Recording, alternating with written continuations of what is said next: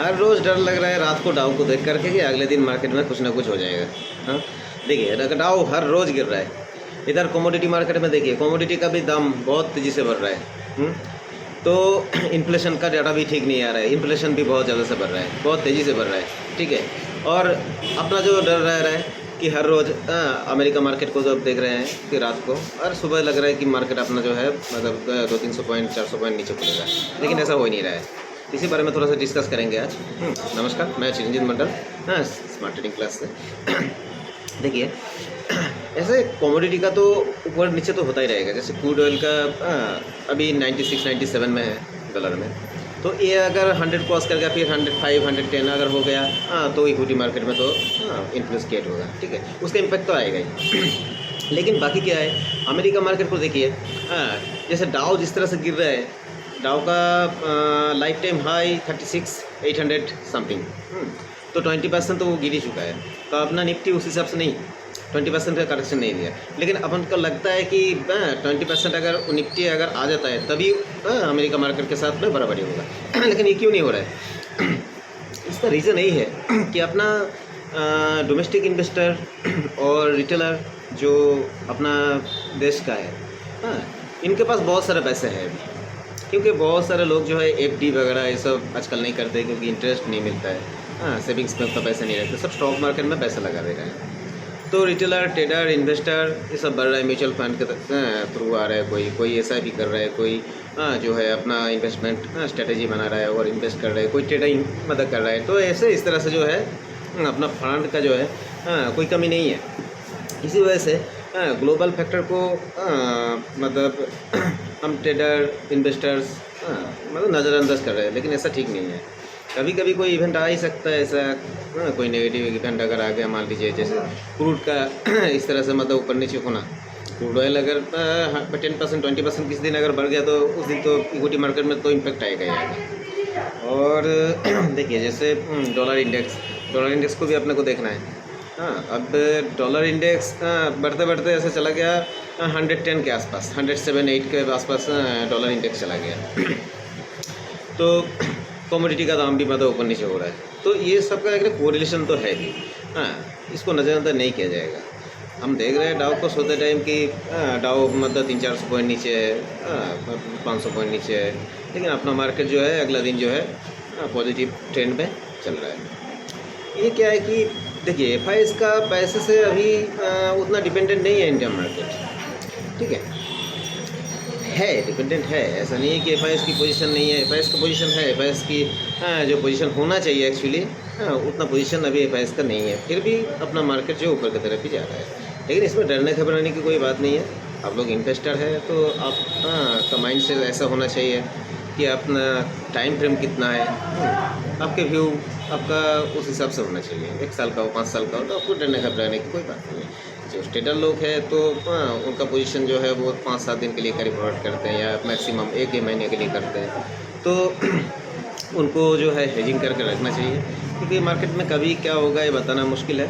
अगर carry forward करके आप पोजीशन रख रहे हैं तो आपको हेजिंग करना है, या तो आप आउट ऑफ द मनी का कॉल ऑप्शन बेच दीजिए या आउट ऑफ द मनी का पुट ऑप्शन खरीद लीजिए। दोनों में से कुछ करके जाइए अगर आप इंडेक्स में है तो, या फिर कोई FNO स्टॉक में है, कोई FNO स्टॉक जैसे मान लीजिए उसका भी मतलब 10% या 20% दूर का आप कॉल ऑप्शन बेच के जा सकते हैं, या फिर 20% दूर का पुट ऑप्शन आप खरीद के जा सकते हैं। तो इसमें क्या आपका पोजीशन हेज रहेगा, ठीक है। और अगर आप कॉल खरीदते हैं, पुट खरीदते हैं, इसमें क्या हेज करना है बोलिए? इसमें हेज करने के लिए क्या है, तो हाँ इन द मनी अगर कॉल खरीदते हैं तो आउट ऑफ द मनी मतलब इंडेक्स में आप 2% ऊपर 2% ऊपर का कॉल आप बेच सकते हैं। पुट खरीद रहे हैं तो 2% नीचे का भी पुट बेच दीजिए, ठीक है। लेकिन हाँ ये 1:1 मतलब कीजिएगा। अगर एक लॉट अगर कॉल का बेचते हैं तो एक लॉट मतलब खरीदिए और एक लॉट ही बेचिए, ठीक है। ऐसा नहीं है कि एक लॉट आपने खरीदा और आउट ऑफ द मनी 2 बेच दिया, ऐसा मत कीजिए। दोनों साइड में, कॉल साइड में हो या पुट साइड में हो, किसी भी साइड में हो 1:1 ये रेशियो में आप कर सकते हैं। लेकिन क्या है, बेचने के लिए आपको मार्जिन ज़्यादा देना पड़ता है। जैसे आप कोई ऑप्शन खरीदते हैं जिसका प्राइस है 50 रुपीज़, हाँ, या 100 रुपीज़, तो एक लॉट का निफ्टी का अगर मान लीजिए 50 मल्टीप्लाई बाई 100 5,000 रुपये में आ जाएगा, ठीक है। अगर ऑप्शन का 50 रुपीज़ रहा तो मतलब 2,500 रुपये में हो जाएगा। लेकिन उसको बेचने के लिए आपको 1.5 लाख को मतलब देना पड़ेगा मार्जिन, क्योंकि बेच के क्या होता है कि आप पोजीशन कैरी फॉरवर्ड करके रखते हैं, तो रात को कोई इवेंट आ जाए, कुछ हो जाए, अगला दिन मार्केट में अगर बहुत ज़्यादा मतलब ऊपर नीचे हो जाए तो आपका पोजीशन तो संभालना होगा ना। तो एक्सचेंज के पास में, ब्रोकर के पास में आपका फंड नहीं रहेगा तो वो नुकसान कौन मतलब भरेगा, है ना। तो बेचने के लिए मतलब ज़्यादा मार्जिन दे के रखना पड़ता है। तो ऐसे नेकेड आप कभी भी मत बेच के जाइए, चाहे कोई स्टॉक का ऑप्शन हो या कोई मतलब इंडेक्स का ऑप्शन हो, ऐसे आप बेच के मत जाइए, ठीक है। क्योंकि अब बेच के जाएंगे तो ये तो डर रहेगा ही, रात को तो आपको नींद नहीं आएगा देख करके कि डाउ, अगर मान लीजिए आप कॉल बेचा और उस दिन देखा कि डाउ ने रिकवरी ले लिया, उस दिन 2-3% बढ़ गया, 900 पॉइंट 1000 पॉइंट डाउ बढ़ गया, तो आपको डर लगेगा कि अगला दिन मेरा क्या होगा। तो इसी जो है ऐसे स्ट्रेटजी बनाइए। अगर आप बुलिश फेज में काम कर रहे हैं तो फ्यूचर खरीद रहे हैं, अगर मान लीजिए निफ्टी का या बैंक निफ्टी का या कोई पर्टिकुलर स्टॉक का, तो आउट ऑफ द मनी 2% दूर में, मतलब इंडेक्स में 2% दूर में आप out of the money call option बेच के जा सकते हैं, कोई दिक्कत नहीं है। हाँ, अगर आप फ्यूचर बेच के शॉर्ट करके जा रहे हैं अगर, तो आप out of the money call खरीद के जाइए, ठीक है। इस तरह का जो मतलब स्ट्रेटेजी बनाइए। अगर आपके पास कम पैसा है, हाँ, अभी ट्रेड कर रहे हैं, हाँ, 1-2 साल हुआ अभी कम पैसे लेकर के ट्रेड कर रहे हैं, तो आप खरीदने का अगर होता है तो क्या है कि इंट्राडे में अगर आपको कॉल ऑप्शन पुट ऑप्शन खरीद के अगर प्रॉफिट हुआ तो ठीक है, लेकिन अगले दिन के लिए आप कैरी फॉरवर्ड मत कीजिए, ठीक है। क्योंकि आप गलत हैं, 90% अब गलत है। इसलिए है कि उस दिन अगर इंट्राडे में आपको वो ऑप्शन ने अगर आपको प्रॉफिट नहीं दिया, इसका मतलब आपका व्यू गलत था। अगले दिन के लिए आप वेट करेंगे, अगला दिन आपका ऑपोजिट होगा। आपका ऑपोजिट ट्रेंड में जब भी जाएगा तो आपका जो ऑप्शन का जो दाम है वो ऐसी तो चीटारिके की वजह से तो घट ही जाएगा, और ऊपर से हाँ, आपका जो मतलब ट्रेंड जिस हिसाब से आप लिए हैं उसका ऑपोजिट अगर ट्रेंड होगा तो बस तो हो ही गया। इसीलिए जो है अगर ऑप्शन आप खरीदते हैं तो ऑप्शन को कैरी फॉरवर्ड करके मत रखिए, अगर प्रॉफिट होता है तो उसमें लेकर के बाहर आ जाइए। ऐसा मत सोचिए कि कल ऐसा हो जाएगा वैसा हो जाएगा, नहीं, क्योंकि इस तरह का डाटा एनालिसिस करके आप तो ट्रेड तो लेते नहीं हैं, क्योंकि उतना आपके पास टाइम नहीं रहता है कि आपको लगता है कि चलो भाई ये जगह आ गया, अब मुझे मौका नहीं मिलेगा, अब मौका नहीं मिलेगा। 100-200 पॉइंट बढ़ गया था निफ्टी, अब इससे उसमें से थोड़ा सा मतलब प्रॉफिट बुकिंग आया, 100 पॉइंट नीचे आ गया तो लग रहा है अरे भाई ये लेना ही, अब लेना ही है, तो आप खरीदे, फिर जो है अपोजिट अभी फिर भी मतलब प्रॉफिट बुकिंग आ गया, तो आपको लगा नहीं ये जगह तो सपोर्ट है, न्यूज़ में भी ऐसा बोल रहा है, रख देते हैं पोजीशन, कल देखेंगे क्या होगा। लेकिन कल आएगा, कल आपका उल्टा डायरेक्शन में चलेगा। ये 90% होता है। आगे देखिए, अगर आप ट्रेडर हैं तो हर रोज़ तो आपको प्रॉफिट कभी भी नहीं होगा। 20 ट्रेडिंग सेशन होता है एक महीने में लगभग, तो 20 में से आपको ज़्यादातर अगर हो जाए तो 10-12 दिन अगर प्रॉफिट हो जाए तो हो जाएगा, बाकी 7-8 दिन तो आपको लॉस तो होना ही है।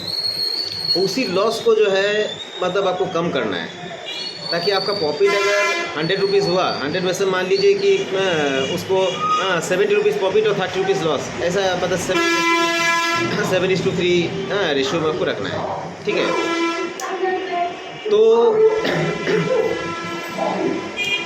कब लेना है और कब मतलब छोड़ना है, मतलब कब खरीदना है कब बेचना है। जैसे खरीदने को अपना टेक्निकल लैंग्वेज जो मार्केट में यूज़ होता है उसको लॉन्ग करना बोलते हैं, ठीक है। लॉन्ग पोजीशन लेना रखना, मतलब लॉन्ग करना बोले तो खरीदने का, चाहे आप कोई इंडेक्स हो, चाहे स्टॉक हो, स्टॉक फ्यूचर हो, ऑप्शंस हो, कुछ भी हो। लॉन्ग करना मतलब आपको खरीदना, शॉर्ट करना मतलब पहले बेचना उसके बाद खरीदना। चाहे आप सेम डे आप पहले बेचते हो उसके बाद सेम डे खरीदते हो, उसको इंटरडे शॉर्ट बोलते हैं। अब 1-2 दिन बाद, 5 दिन 7 दिन बाद, जिस हिसाब से आपका मतलब एफएनओ का कॉन्ट्रैक्ट है, 1 महीना का अगर कॉन्ट्रैक्ट है अगर, तो उस हिसाब से आप बाद में भी बेच मतलब उसको ये कर सकते हो, मतलब शॉर्ट कवर कर सकते हो। सब शॉर्ट कवर बोले तो पहले बेच के बाद में उसको खरीदने को बोलते हैं शॉर्ट कवर, और पहले बेचने को बोलते हैं शॉर्ट। ओके, तो दोनों क्लियर हुआ आज।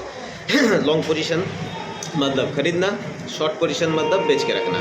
शॉर्ट कवर मतलब जो बेचा हुआ था उसको वापस खरीद लेना, ठीक है। और जो लॉन्ग काटना, तो लॉन्ग काटना मतलब हुआ कि आपने पहले ख़रीदा था, उसके बाद आप उसको बेच दिया। अभी दोनों में क्या है, अभी लॉन्ग किया, लॉन्ग करने के बाद आपका व्यू रहेगा कि इसका दाम बढ़ना चाहिए, तभी आप बेचेंगे, प्रॉफिट लेंगे। ऐसा भी हो सकता है कि लॉन्ग आप तभी काट रहे हैं कि जब लॉस हो रहा है, आपका स्टॉप लॉस भी लगाना पड़ता है उसमें। अगर स्टॉप लॉस हिट हो गया तो वो कट गया, लॉस में भी कट सकता है लॉन्ग पोजीशन। शॉर्ट पोजीशन में भी ऐसा ही होता है। शॉर्ट आप करके रखे हैं, ज़्यादा दाम में आप बेचे हैं, आप सोच रहे हैं कि कम दाम में बाद में खरीद लेंगे। ऐसा भी हो सकता है कि दाम और भी बढ़ गया तो आपको तो ज़्यादा लॉस नहीं लेना है, तो उसको भी काटना पड़ता है स्टॉप लॉस के द्वारा हो, या आप खुद काट देते हैं मैनुअली, ठीक है। तो दोनों को जो है इस तरह से पोजीशन को शॉर्ट करना और लॉन्ग करना होता है, ओके। आप कैरी फॉरवर्ड का मतलब क्या है? कैरी फॉरवर्ड का मतलब ये है कि आप इंटरडे में अगर कोई, मतलब इंटरडे बोले तो 9:15 से मार्केट जब से खुलता है, ओके, 9:15 से लेकर के 3:30 बजे तक आपका पोजीशन जो भी बाई सेल जो भी किया, अगर आप उस दिन छोड़ के चले गए तो वो MIS ऑर्डर में भी आप कर सकते हैं, मतलब मार्जिन कुछ मतलब बोकारी दे देता है आपको, उसमें कोई प्रॉब्लम नहीं है। अगर उस पोजीशन को जो है अगर अगले दिन के लिए आप रखना चाहते हैं, या मतलब 1 महीने के लिए रखना चाहते हैं, मतलब मान लीजिए कि टाइम फ्रेम के हिसाब से 7 दिन का कॉन्ट्रैक्ट अगर निफ्टी का है, 7 दिन, अगर 1 महीने का निफ्टी का कॉन्ट्रैक्ट है, अगर मान लीजिए कि कोई स्टॉक स्पेसिफिक है, 1 महीने का टाइम पीरियड के लिए है आपने, तो उसको जो है अगले दिन, मतलब दिन के लिए अगर रखना चाहते हैं तो उसको बोलते हैं कैरी फॉरवर्ड करना पोजीशन को, ओके। और इंटरडे में कोई क्या है, स्टॉक भी मतलब बेचते हैं जिसका FNO का नहीं है, मतलब जो स्टॉक मिड कैप स्टॉक है, स्मॉल कैप स्टॉक है, वो सब में क्या है कि उसको कैश दे करके ख़रीदना पड़ता है। पहले आपको उसमें भी ब्रोकर मार्जिन दे देता है, मतलब 2x 3x मार्जिन देता है। ऐसे मार्जिन लेके ख़रीदना बिल्कुल गलत है। आपके पास 1 लाख है तो आपको 5 लाख दे देगा ब्रोकर, ठीक है, तो आप 5 लाख का माल खरीद सकते हैं। अभी 5 लाख ले लिए तो उसमें अगर 10% आपको घटा तो 50,000 रुपये का चला गया, मतलब आपका एक्चुअल कैपिटल जो 1 लाख था उसमें से 50,000 साफ। लग रहा है कि अभी 4.5 लाख है, लेकिन आपका तो है 1 लाख, ब्रोकर ने आपको बाकी 4 लाख दिया है। तो ऐसे मतलब लेना नहीं चाहिए, मार्जिन लेना नहीं चाहिए। अगर आपके पास में स्टॉक है, आपका पोर्टफोलियो में स्टॉक है, डीमैट अकाउंट में स्टॉक है, उससे आप मार्जिन ले सकते हैं और उसको आप डिलीवरी पे भी रख सकते हैं, ठीक है। मतलब उस दिन अगर नहीं चला तो 3:30 बजे तक अगर आपको उस दिन प्रॉफिट नहीं हुआ तो कैरी फॉरवर्ड करके उसको डिलीवरी में अगले दिन रख सकते हैं। उसको क्या है, ऑर्डर को कन्वर्ट करना पड़ता है। MIS में लेते हैं उसको CNC करना पड़ता है, ठीक है, ऑर्डर कन्वर्ट करके अगले दिन के रख लीजिए। इतना ही मतलब क्वांटिटी आप लीजिए जितना आप कैरी फॉरवर्ड करके अगले दिन के लिए, या अगला जो व्यू है 7 दिन 10 दिन के लिए जब निकल सकते हैं उसके लिए आप रख सकते हैं। तो उतना ही पोजीशन आप कैरी फॉरवर्ड कीजिए जितना पैसा आपके पास है, ठीक है। मार्जिन लेकर के मत कीजिए क्योंकि इसमें बहुत लॉस हो जाता है, ओके। इसको बोलते हैं कैरी फॉरवर्ड करना। और इंटरडे में अगर आप पहले बेचते हैं, शॉर्ट करते हैं, लॉन्ग करते हैं, जो भी करते हैं, तो आपका जितना मतलब फंड है, आपके पास कैपिटल है, बस उतने का ही कीजिए इस्तेमाल। तो इसमें आपको पता चलेगा कि कितना लॉस हो रहा है, ओके। और अगर आपको लगता है कि नहीं 1 लाख है, 5 लाख, उससे 4 लाख ब्रोकर दे रहे तो ले लेते हैं और मेरे को इसमें बहुत अच्छा प्रॉफिट हो जाएगा, अगर बहुत अच्छा प्रॉफिट होगा तो बहुत अच्छा लॉस होने का भी तो प्रोबेबिलिटी है भैया, है कि नहीं। तो उसमें क्या है कि आप स्टॉप लॉस कहाँ लगाएंगे? जब 5 लाख का माल ले लेंगे तो 2% दूर में भी आपको स्टॉप लॉस तो लगाना ही पड़ेगा। तो 2% दूर का स्टॉप लॉस मान लीजिए 10,000 रुपया, है ना। अब जब 10,000 रुपया के आसपास जा कर के स्टॉक अगर आपको काटने का मतलब सिचुएशन में आ गया तो आप क्या करेंगे? उस टाइम स्टॉप लॉस को और थोड़ा बढ़ा देंगे। ये तो हमेशा करते हैं लोग, यही गलत है। स्टॉप लॉस जिस जगह लगेंगे फिक्स उसी जगह पे रखिए, ट्रेल मत कीजिए। ट्रेल कब करना है? अगर आप मान लीजिए कि प्रॉफिट में है, आप अगर प्रॉफिट में है, आप कोई 10 रुपया में आप ऑप्शन खरीदे हैं तो वो 12-13 रुपया हो गया, आपको ना 4-5 हज़ार, 10,000, 20,000 जो भी है आपके लॉट के हिसाब से उतना फ़ायदा हो रहा है, 40,000, 50,000, 60,000 जो भी हो, ठीक है, मैंने कम ही बोला। तो आप क्या कीजिए कि 10 रुपये में खरीदे हैं, वो ऑप्शन का दाम 14-15 रुपया हो गया, तो आप अपना स्टॉप लॉस को ऊपर लेके जाइए, 12-13 में स्टॉप लॉस लगा के रखिए, ताकि क्या होगा, आपका प्रॉफिट भी प्रोटेक्ट रहेगा उसमें। उसको ट्रेल कीजिए। लेकिन लॉस हो रहा है उस टाइम में आप ट्रेल करके मत ले जाइए कि चलो हाँ उसको ट्रेल करके ले जाते हैं और थोड़ा देखते हैं यहाँ तक नहीं करा, अरे भाई काट देगा। क्योंकि क्या है, जब भी ऐसा होता है तो उसमें स्मार्ट मनी काम करता है। व्यू मत बदलिए, आप एक दिन में ज़्यादा स्टॉक लेकर के काम मत कीजिए, एक दो स्टॉक पे फोकस रखिए और उसी का बिहेवियर देखिए, उस स्टॉक का बिहेवियर, पास्ट डाटा देखिए कि किस तरह का था। क्या वो 1-2% मतलब मूवमेंट होता है या फिर कभी कभी 10-20% का भी मतलब मूव होता है, वो ज़्यादा मतलब उसका एक्टिविटी किस तरह का है, पास्ट हिस्टोरिकल डाटा देखिए और उसके बाद ही जो है आप ट्रेड कीजिए। हाँ, कुछ स्टॉक ऐसे भी हैं, मिड कैप स्टॉक है, हाँ, तो उसमें एक एक दिन सर्किट लगता है 10%, सिक्स सर्किट खुलता है भी 15%, फिर 15 से 20% का मतलब अगर अपर होता है अपर, लोअर तो लोअर, ठीक है। तो ऐसे काम होता है। कुछ स्टॉक है, मैं नाम नहीं बोल रहा हूँ, अब पता चल जाएगा, मार्केट के रहते रहते पता चल जाएगा।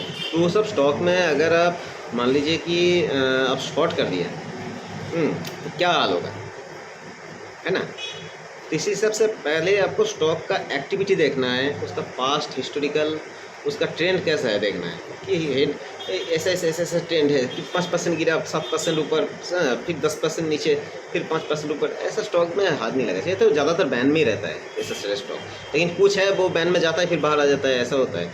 हाँ, बैन का एक पीरियड रहता है, ठीक है। 95% अगर पोजीशन मतलब कॉन्ट्रैक्ट का, डेरिवेटिव्स कॉन्ट्रैक्ट का 95% से ऊपर अगर पोजीशन बन जाता है कोई भी मतलब स्टॉक का, तो उसको बैन में डाल देता है कि उसमें अगला दिन और कोई ट्रेड नहीं होगा। ट्रेड होगा तो जिसका पोजीशन है, जो बाई करके रखा है वो सेल कर सकता है, और जो सेल करके रखा है वो बाई करके अपना पोजीशन को कर सकता है। लेकिन नया कोई भी मतलब पोजीशन ले नहीं सकता, मतलब कोई ऑप्शन खरीद नहीं सकता उसका। अगर खरीदेगा भी तो उसको 3-20 के पहले छोड़ देना है, चाहे लॉस हो चाहे प्रॉफिट हो, ओके।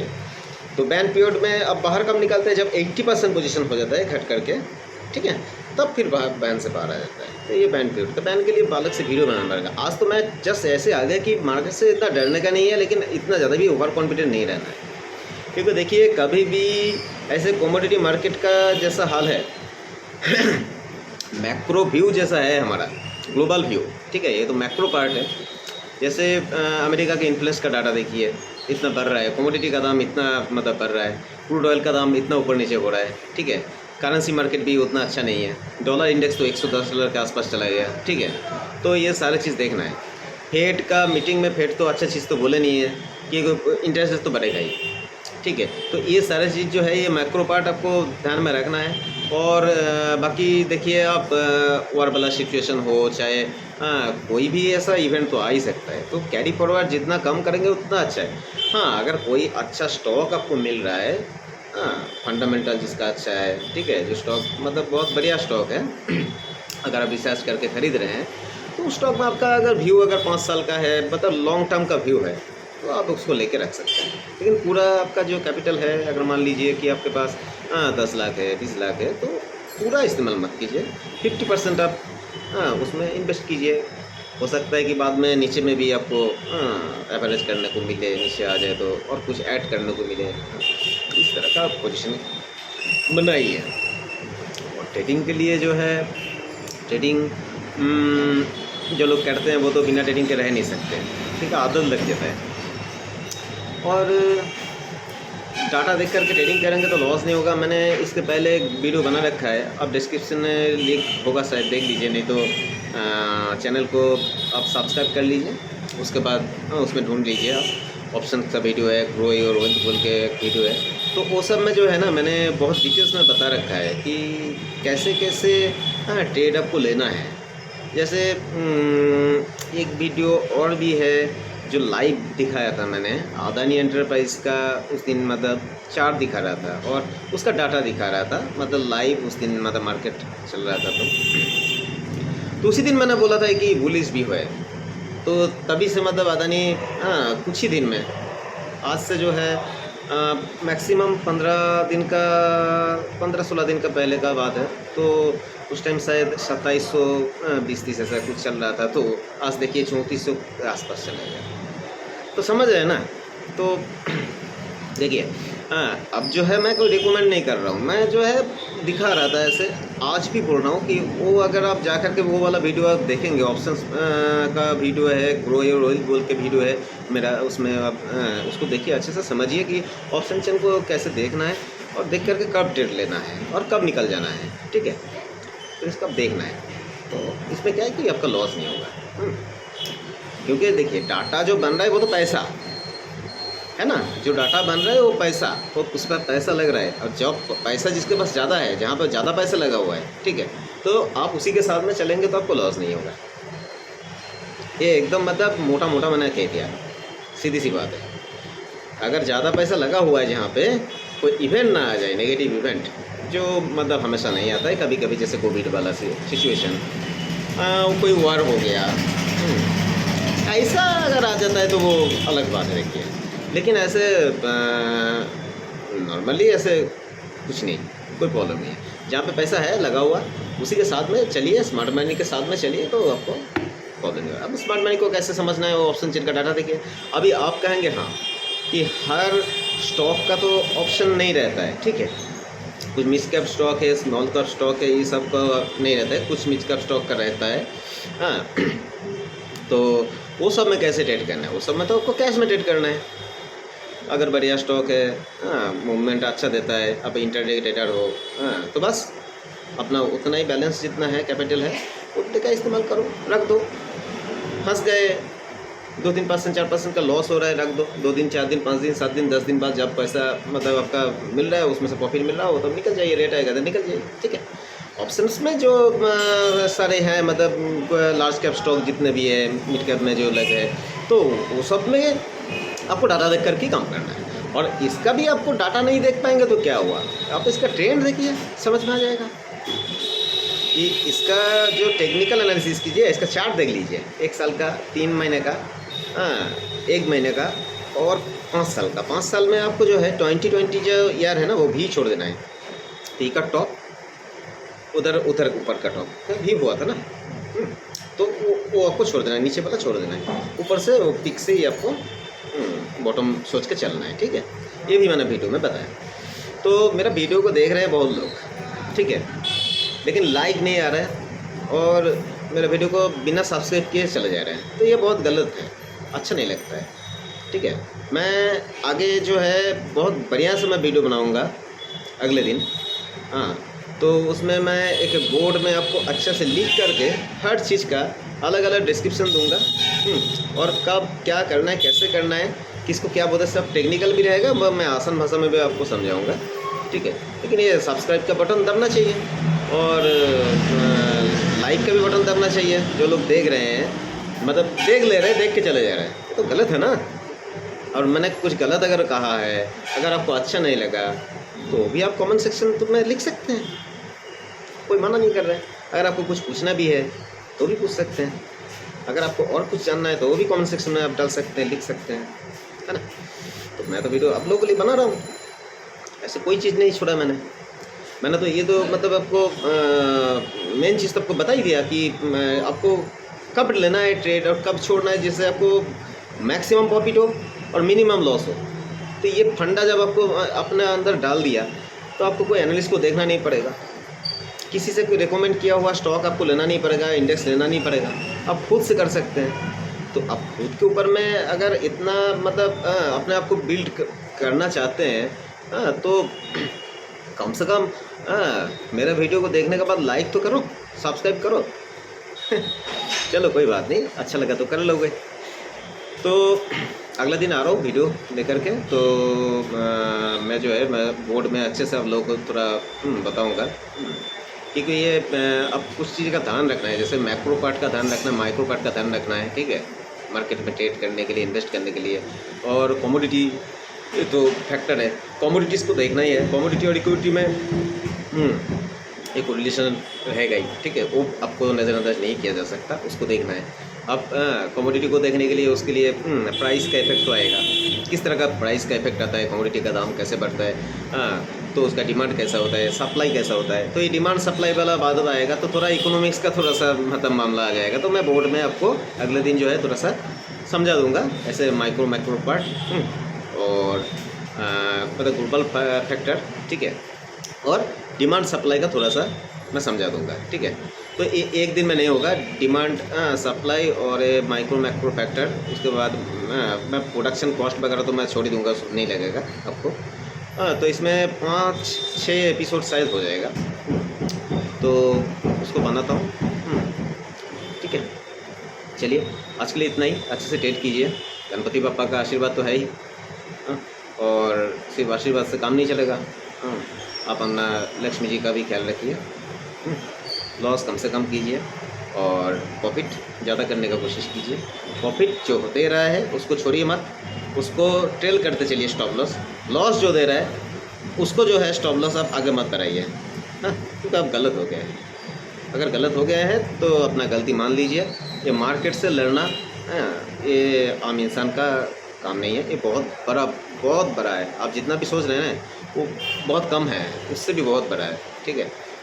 तो उसके अगेंस्ट पे जाना बहुत गलत बात है, बहुत ही गलती है अगर आप करते हैं तो ऐसा मत कीजिए। अगर स्टॉप लॉस आपका हिट हो रहा है तो हिट करा लीजिए, मैनुअली करा लीजिए, आपके स्टॉप लॉस आने से पहले ही आप हिट करा लीजिए। पैसा को बचाना सीखिए, पैसा अगर बहुत बनेगा। और एक चीज़ क्या है, अब ट्रेडिंग से ज़्यादा इन्वेस्टमेंट में आप माइंडसेट को थोड़ा सा डेवलप करने का कोशिश कीजिए। ट्रेडिंग के साथ साथ थोड़ा इन्वेस्टमेंट भी कीजिए, क्योंकि इन्वेस्टमेंट, हाँ, आपको जो है बाद में कुछ दे के जाएगा, तो देगा ही, रिटर्न तो देगा ही। ट्रेडिंग में बहुत रिस्क रहता है, और ट्रेडिंग में अगर इस तरह का अगर स्ट्रेटेजी लेकर के फॉलो अप करके आप कर सकते हैं तो कीजिए, ओके। तो कम से कम लॉस हो और ज़्यादा प्रॉफिट हो, और क्या क्या सिनेरियो आपको फॉलो अप करना है, ये सभी लेकर के मैं अगला एपिसोड जो है लेके आ रहा हूँ। उसको अच्छे से फॉलो अप कीजिए। वीडियो देखने के बाद जो है आपको अच्छा लगे तो सब्सक्राइब करके रखिए मेरे चैनल को, और लाइक का बटन दबाइए, ओके। अच्छा लगेगा, कमेंट्स में पूछिए क्या क्या प्रॉब्लम है आप लोगों को, okay. Thank you very much, bye.